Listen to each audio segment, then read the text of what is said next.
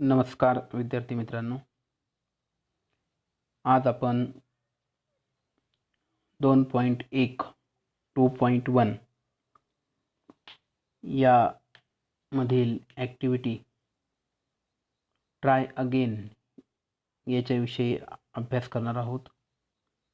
सर्वप्रथम आजच्या या तासामध्ये मी तुम्हा सर्वांचं स्वागत करतो. आता आपण ट्राय अगेन ही जी ॲक्टिव्हिटी आहे त्या ॲक्टिव्हिटीवरील वॉर्मिंग अप पेज नंबर 27 या पानावरील वॉर्मिंग अप हे सेक्शन आपण पाहणार आहोत. So I request all of you to open your books and see on the page number 27 so that you may also get the information, you may also get the idea that which activity of our textbook we are going to take today. So let's start. Here's the title is Try Again. It is a poem and a very good poem, one of the very nice addressive poem for all of us, which is written by W.E. Hickinson. So here we are going to start here warming up activity. आपण आता warming up activity सुरू करणार आहोत. Warming up ॲक्टिव्हिटीमध्ये पान number 27 वर पहिला प्रश्न आहे. आपल्या सगळ्यांना स्क्रीनवर सुद्धा दिसू शकेल. What do you like, poem or stories? What do you like, poems or stories? तुम्हाला काय आवडतं, कविता की गोष्टी? अशा प्रकारचा हा प्रश्न आहे. आपण सर्वांनी या प्रश्नाचं उत्तर आपल्या स्वतःच्या मनाने लिहायचं आहे. तुम्ही लिहू शकता की आय लाईक पोयम्स किंवा आय लाईक स्टोरीज किंवा I like both poems and stories. In this way you can answer this question. Okay.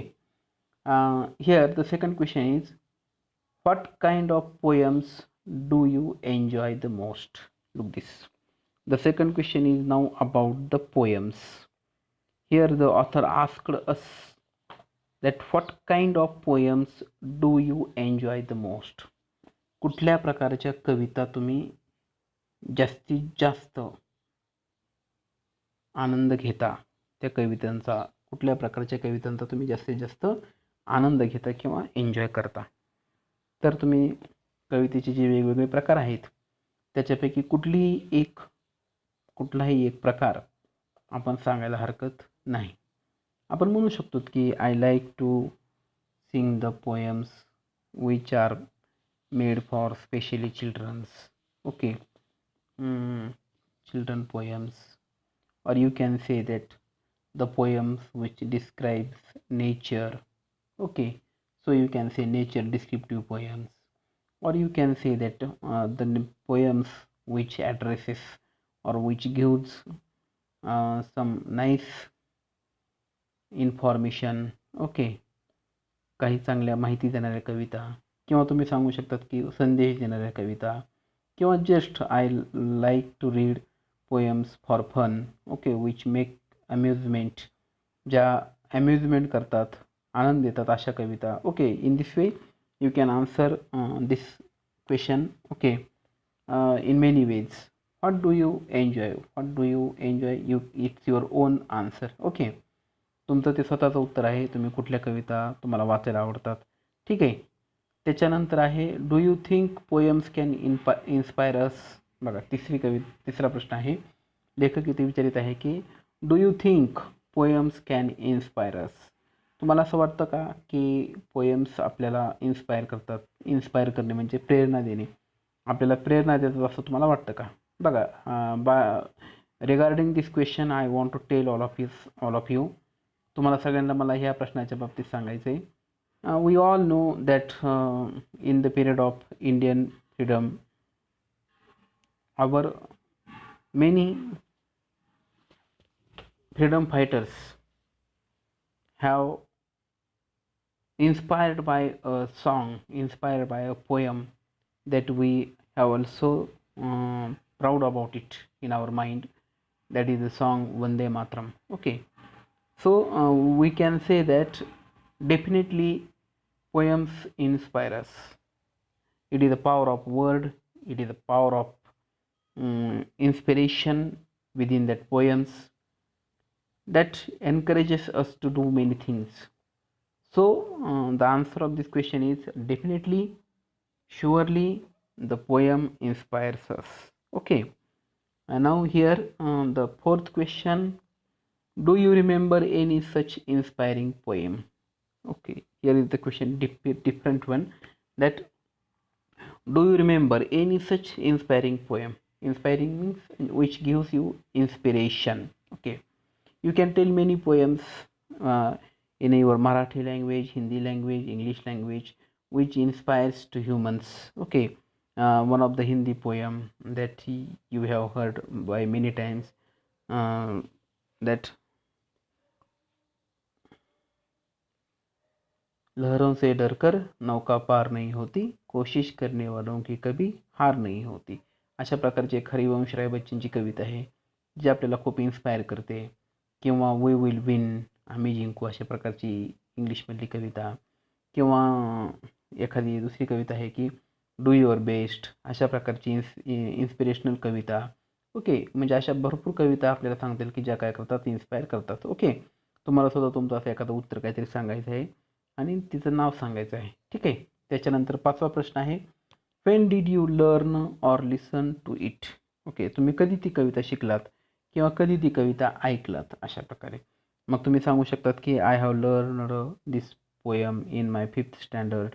Okay, और recently on television I have heard it, किंवा on YouTube I have heard this poem. Okay, you can answer in this way, in many ways. Okay, now the 6th question is, बघा पाचवा प्रश्न होता की तुम्ही कुठं ऐकली, आपल्याला उत्तर सांगितलं. त्याच्यानंतर 6वा प्रश्न आहे, what message do you get from it. त्या कवितेमधून तुम्हाला काय संदेश मिळाला. ओके, मग तुम्ही सांगू शकता की लहरों से डर कर नौका पार नहीं होती.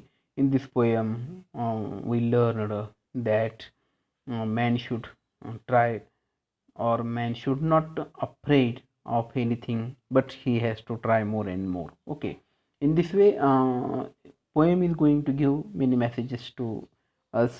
Okay, and we have to tell what message we have got with the poem. Okay, and here you have also have to tell the message that you know that the poem inspired you. Okay, ठीक आहे.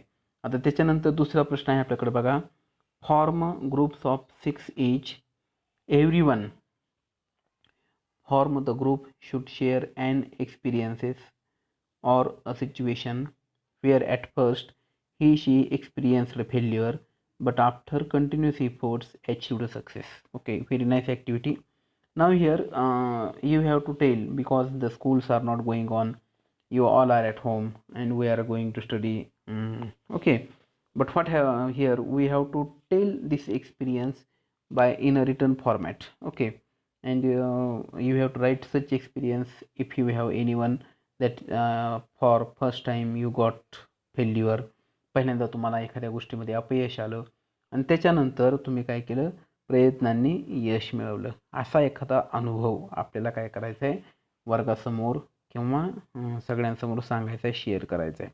Okay, अशा प्रकारचा अनुभव आपल्याला आता सांगायला हरकत नाही. कधीतरी तुम्ही क्रिकेटचे सामना आहात आणि कुठल्या तरी टीमबरोबर तुमची टीम नेहमी हरत होती, पण नंतर तुमच्या सगळ्या टीमने ठरवलं की नाही, आता आपल्याला त्या टीम विरुद्ध जिंकायचं आहे. मग तुम्ही काय केलं, you focused on practice, more and more practice. Okay, you developed your skills. Okay, तुम्ही सगळ्यांनी तुमचे स्किल्स वाढवले and finally you got success against that team. Okay, in this way you can tell your experience or the experiences related with your study, related with your marks, related with your exams, etc. Okay, many experiences are there in our life which always tells us about many things. Okay, about failures, about successes, okay, victories, etc. म्हणजे अशा प्रकारे failure, अपयश आणि success अशाविषयी सुद्धा आपल्याला अनेक अनुभव आपल्या आयुष्यातले सांगता येऊ शकतात. तसा एखादा अनुभव आपल्याला काय करायचा आहे, थोडक्या शब्दामध्ये 5-6 ओळीमध्ये, 7-8 ओळीमध्ये आपल्याला एक्सप्रेस करायचं आहे, सांगायचं आहे. आपण सुद्धा आपल्या वहीमध्ये हा अनुभव सांगा मांडा. Okay, may be your experience is a real one. तुमचा तो एक्सपिरियन्स खरा असावा, कुठंतरी गाईडमध्ये पुस्तकामध्ये कॉपी करून लिहिलेला नसावा. त्याच्यामध्ये जास्त खूप भंपकपणा नाही आहे, खूप मोठेपणा नाही आहे, पण तो तुमचा स्वतःचा अनुभव आहे. अशा प्रकारचा एखादा अनुभव तुम्ही सांगायला हरकत नाही. ठीक आहे. त्याच्यानंतर आहे B question. Decide which experience shared in the group is remarkable. Fill the flow chart with the steps taken for success. Okay, now you have to do this activity by your own here. That you have to make a flow chart of your steps for the success. Look, success is not a achievement which you got directly. Okay, for getting success, for achieving success, you have to steps, you have to walk some steps. Okay, you have to cross some steps. तुम्हाला यश मिळण्यासाठी काही ना काही पायऱ्या पार कराव्या लागतात, चालावं लागतं, बरोबर आहे का? काही ना काही टप्पे पार करावे लागतात. मग असे टप्पे आपल्याला आता ह्या बाबतीत काय करायचे सांगायचे आहेत. आपण दिसते चित्रामध्ये 1 2 3 4 5 5 बॉक्स दिलेले आहेत. त्या 5 बॉक्समध्ये तुम्ही कशा प्रकारे यश मिळवलं याचा एक एक एक एक एक एक टप्पा काय करायचा आहे सांगायचा आहे. ओके, समजा मी क्रिकेट मॅचचं उदाहरण दिलं होतं, तर तुम्ही पहिल्यांदा काय करणार, काय पहिला एफर्ट्स काय केला, you discussed about your drawbacks. तुम्ही तुमच्या ड्रॉबॅक्सबद्दल डिस्कस केलं. Then you focused on each one's area. प्रत्येक मुलाचा एरियाबद्दल तुम्ही फोकस केला की कोण बॅटिंग चांगलं करते, कोण बॉलिंग चांगलं करते, कोण फिल्डिंग चांगलं करते, कोण विकेट किपिंग चांगलं करते, अशा प्रकारचे एरिया तुम्ही डेव्हलप केले. Then what you practised on your individual area more and more. Okay, everyone, प्रत्येकाने practice more and more practice केली. ॲज वेल ॲज फोर्थ काय, you also studied about the opponents strong areas. पुढचा जो प्रतिस्पर्धी आहे त्याच्या strong एरियाच्या बाबतीतला सुद्धा तुम्ही काय केला, अभ्यास केला. आणि पाचवं काय, finally you entered by a full confidence into the competition. तुम्ही पूर्ण आत्मविश्वासाने उतरलात आणि यू गॉट सक्सेस, तुम्ही यश मिळवलं. अशा प्रकारच्या ह्या स्टेप्स आपण ह्या बाबतीत सुद्धा सांगू शकतो. ठीक आहे, तुम्ही सुद्धा तुमच्या आयुष्यामध्ये एखादं तुम्ही अशा एका प्रकारे यश मिळवलं आहे, तर त्याच्या अशा 5 स्टेप्स सांगायच्या आहेत. त्याच्याबद्दल 2-2 ओळी, एक एक ओळ त्या बॉक्समध्ये काय करायची आहे, लिहायची आहे. ठीक आहे. In this way we have to complete this activity also, the activity number B. Okay, त्याच्यानंतर आहे बघा, बी ॲक्टिव्हिटी सगळ्यांना कळली असेल की आपल्याला आपल्या आयुष्यामधले एखादं जे आपण यश मिळवले त्याचे टप्पे सांगायचे. काय सांगायचे, त्याचे टप्पे, की जेणेकरून आपण ते यश मिळवलेलं आहे. त्याच्यानंतर आहे see the images, rearrange and write the proper line numbers for each from those given below. Okay, now here 1 2 3 4 5 6 6 pictures are here. In every picture you can see that the spider is going up on the wall. Okay, here the 6 steps has also written below the picture. The first is the spider climbed again a little higher. It did not give up and climbed higher and higher. Third, it slipped and fell down. Fourth, a spider began to climb a wall. Fifth, finally he reached the top. Means fifth is in a sixth picture. Okay, you can get your idea. तुम्हाला इथं idea कळते की पाचवं जे वाक्य आहे, finally it reached the top, हे कुठल्या चित्राच्या बाबतीत आहे, 6व्या चित्राच्या बाबतीत आहे. म्हणजे 6व्या चित्राच्या वरती काय लिहायचं आपल्याला, 6 नंबर 5 नंबर लिहायचं आहे. It fail down again the second time. दुसऱ्या वेळेला पुन्हा ते खाली स्पायडर पडला. अशा प्रकारे वाक्य दिले. तर या सगळ्यांचे काय करायचे, आपल्याला नंबरिंग वर लिहायचे आहे आणि शेवटला मॉरल लिहायचं आहे. Okay, try but don't cry. Okay, or your efforts will take you to the success. In this way you can write the moral of the story also. Okay, in this way we have seen warming up activity regarding the poem Try Again. I request all you to write this warming up activity on your notebook and send that activity which you have written on the notebook to my personal WhatsApp number.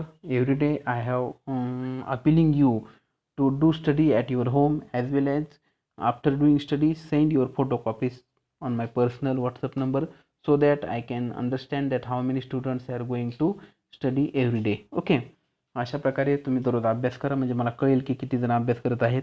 25 ते 30 मुलं आज मला दररोज काही ना काही पाठवतात. त्या सगळ्यांचं अतिशय अभिनंदन. आणि जे पाठवत नाहीत त्यांनीसुद्धा लवकरात लवकर सुरुवात करावी. दररोज आपण अभ्यास करावा, दररोजच्या दररोज लिखाण लिहून पाठवावं. ठीक आहे, अशा प्रकारे आपण इथं आजचा तास काय करत आहोत, थांबवत आहोत. सर्वांनी ऐकल्याबद्दल धन्यवाद. Okay and good bye.